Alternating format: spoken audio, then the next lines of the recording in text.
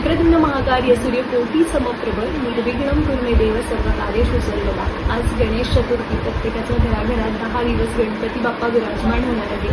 त्यामागची ही छोटीशी काल्पनिक पौराणिक कथा।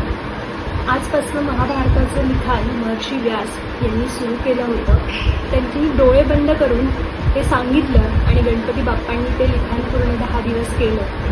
आणि 10 दिवस झाल्यानंतर जेव्हा महर्षी व्यास यांनी आपले डोळे उघडले तेव्हा गणपती बाप्पा ते लिखाण करतच होते। अखंड 10 दिवस ते लिखाण सुरू होतं आणि गणपती बाप्पांचं पूर्ण शरीर तापलं गेलं होतं। मग त्यांना गंगेत स्नान करवलं आणि तो दिवस होता अनंत चतुर्दशी। म्हणून गणपती बाप्पा प्रत्येकाच्या घराघरात सर्वत्र 10 दिवस बसवले जातात। अशी या गणेश उत्सवामागची आणि गणपती बाप्पा बसण्यामागची कथा आहे। गणपती बाप्पा सगळ्यांच्या इच्छा पूर्ण करेल।